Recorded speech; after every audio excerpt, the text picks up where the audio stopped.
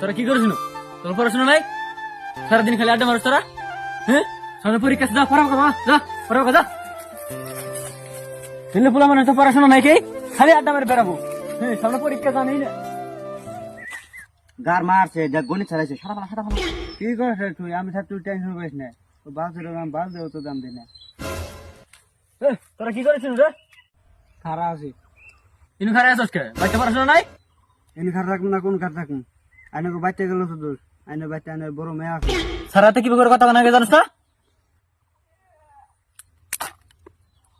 কি খাইছিস তুই? কি খাস? সেটা খাবান তোরা মানে লাইকেলি নাই, যেগুলো না কথা বলে আমার সম্মান যাবো গা। থাক।